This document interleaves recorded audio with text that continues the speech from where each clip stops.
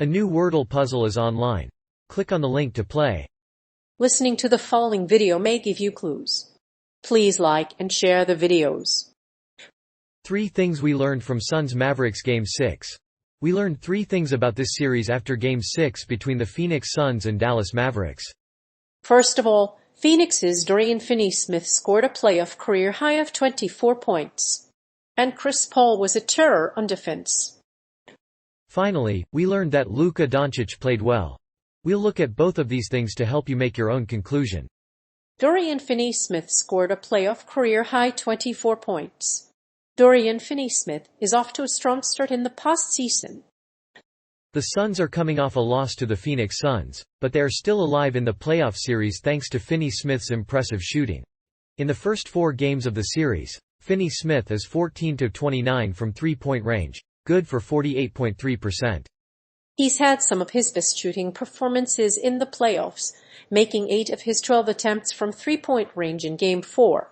Finney-Smith is also known for his defensive skill, opening up the Suns' young players for the emergence of Luka Doncic. Dallas Mavericks guard Dorian Finney-Smith scored a postseason career-high 24 points on Tuesday against the Phoenix Suns. The Mavericks are a team that likes to make three-pointers, and Finney-Smith has been one of their most consistent shooters this postseason. He has sunk 8 of 12 threes this postseason and is already on pace to break Terry's record despite the loss of star forward Porzingis. The Mavericks bench is a strong one. Dorian Finney-Smith is a savvy two-way guard who is able to do everything in the court. His shooting percentage has improved each season, but the Mavs have had difficulty defending three-pointers in the playoffs. Chris Paul was a terror on the defensive end. The first half of Suns Mavericks Game 6 was a tense one, and the game turned ugly when Chris Paul was fouled. He was fouled on the drive, but was allowed to continue, but was called for a foul after the referee ruled he was inbounds. Then, 2 minutes later, he was fouled again by Jalen Brunson, but the challenge was upheld after a review.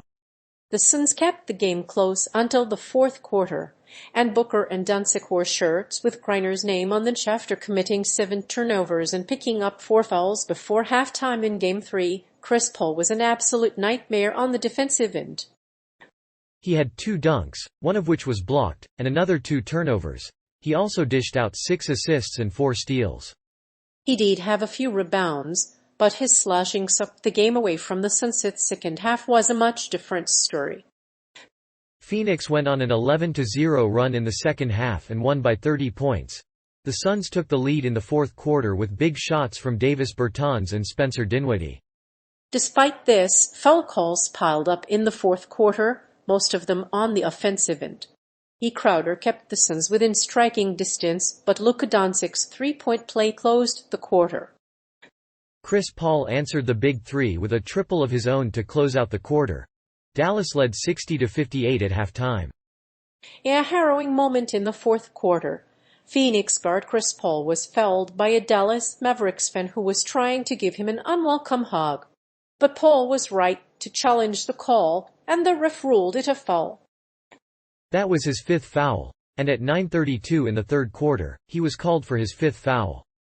Despite Paul's dominance on both ends of the floor, the Suns still needed a win to advance to the conference finals. A victory over Dallas would seal the Suns' first title in over a decade. But, after a heartbreaking 2-0 start, the Suns stumbled and lost their first game in the series. But the second half was a different story, as they never got closer than 3 points. Phoenix's defense. It's clear that the Phoenix Suns defense can do better than last night's showing, but what lessons can the team take from the first 2 games? The Suns haven't played well enough to win the first 2 games of this series, but they must play a little better than they did in the first 2 games to advance. The Suns will face tougher challenges in the next 2 rounds, so the defense must step up its game. One obvious lesson from the Mavericks offense is that the Suns defense must get a better handle on Chris Paul's offensive game.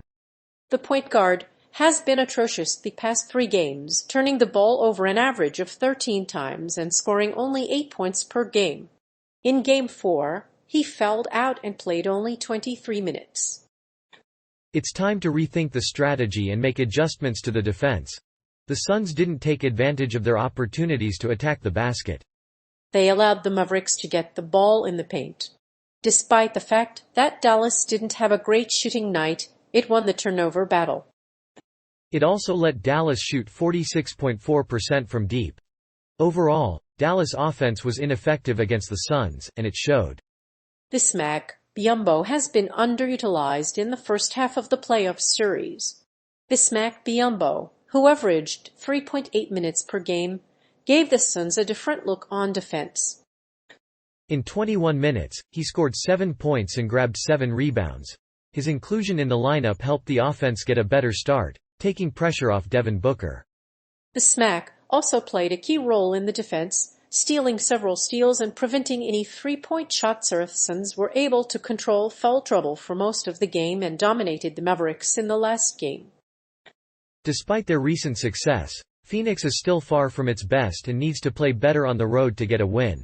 Despite their lackluster offensive performance, the Suns are capable of taking out Dallas on any court, which makes them an excellent bet for Game 7. Luka Doncic's performance. After a tough night for the Suns in Game 5, Luka Doncic stepped up in a big way in Game 6 against the Phoenix Mavericks. After the game, he praised his teammates and his performance with a tweet. The rookie scored 33 points with 11 rebounds and 8 assists.